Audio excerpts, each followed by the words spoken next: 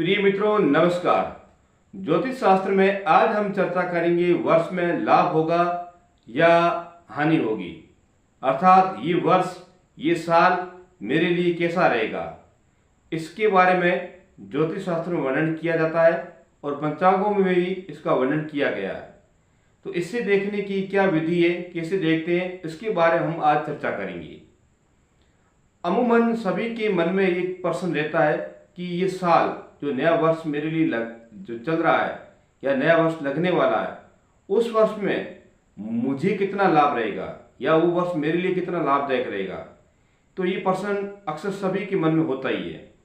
तो ऐसा प्रश्न अगर किसी के मन में आता है या विचार आता है तो उसको देखने के लिए पंचांग में भी इसका वर्णन किया गया है और इसकी विधि भी दी गई है। तो इसको देखने के लिए सर्वप्रथम क्या है कि जो विक्रम संवत होता है, हम इसको ईस्वी सन से नहीं गिनते।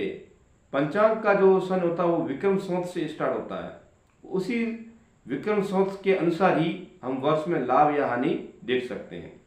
तो विक्रम संवत में स्पष्ट रूप से इसका लिखा होता है लाभ खर्च फल विवेक विचार, यानी कि लाभ खर्च फल विवेक विचार। तो इसका मतलब ये हुआ कि उस वर्ष में लाभ खर्च का क्या फल रहेगा। तो ये प्रत्येक राशि के अनुसार दिया जाता है। जो 12 राशियां होती है उस 12 राशियों के अनुसार दिया जाता है। तो इसमें क्या होता है, ऊपर से एक कोष्टक बना होता है, उसमें राशियों के नाम और नीचे उसके लाभ और खर्च का विवरण दिया जाता है। तो पहला राशियों के नाम, दूसरे नंबर पर लाभ कितना रहेगा वो अंकों की संख्या और खर्च कितना होगा उस अंकों की संख्या। अब इसको देखने का एक ही तरीका है, लाभ और खर्च को इन दोनों को जोड़ना है और जोड़ करके इनमें से एक घटाना है। एक घटा करके इसमें 8 का भाग देना है। जो शेषफल रहता है उसके अनुसार हम बता सकते हैं कि वर्ष में इस राशि वाले व्यक्ति को लाभ होगा और इस राशि वाले व्यक्ति को इस वर्ष में लाभ नहीं होगा, या होगा तो सामान्य होगा, या ये वर्ष उनके लिए कुछ खास विशेष नहीं रहेगा। इस प्रकार हम उसका वर्णन कर सकते हैं। तो हम पहले ये देखेंगे, जैसे मान लीजिए किसी की राशि मेष है।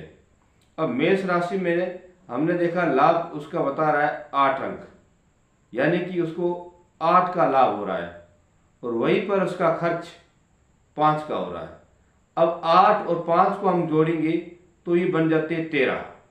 13 में से हम 1 घटाएंगे तो पीछे शेष पर रहते हैं 12। अब 12 में से हम 8 का भाग देंगे, यानी कि 12 जो शेषफल रहे हैं उनमें से 8 का भाग देंगे तो 8 का भाग 1 बार जाएगा। पीछे 12 में से 8 गए, शेषफल रहे 6। अब 6 उसका क्या वर्णन आता है वो उस पंचांग में बताया जाता है। तो 6 शेषफल रहने पर व्यक्ति को इस वर्ष में सम्मान मिलेगा, मान सम्मान मिलेगा, अच्छा रहेगा। इस प्रकार हम कह सकते हैं कि ये उस व्यक्ति का या उस राशि वाले व्यक्तियों का लाभ रहेगा। तो इसी प्रकार हम सभी राशियों के बारे में देख सकते हैं और सभी राशियों का लाभ और खर्च का विवरण दिया गया है।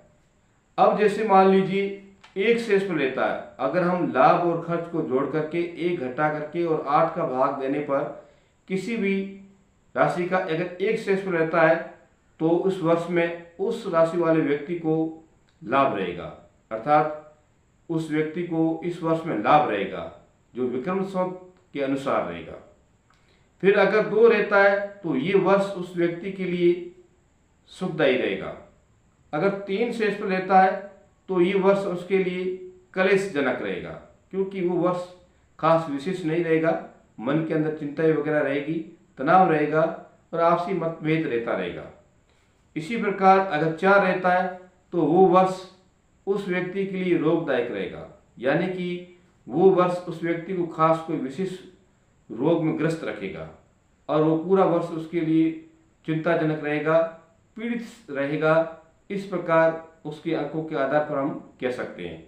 इसी प्रकार अगर 5 रहता है, मान लीजिए लाभ और खर्च को जोड़ने पर, 1 घटाने पर और 8 का भाग देने पर 5 शेषफल रहता है तो वो वर्ष उस व्यक्ति के लिए अपयश के समान रहेगा, यानी कि उस व्यक्ति को कहीं मान सम्मान मिलने की कोई संभावना नहीं रहेगी, वो व्यक्ति हर जगह ठगा हुआ महसूस रहेगा। इसी प्रकार अगर 6 शेषफल रहता है तो उस राशि वाले व्यक्तियों का मान सम्मान होगा और जहां भी गए तो उनके कार्य बनने शुरू हो जाएंगे।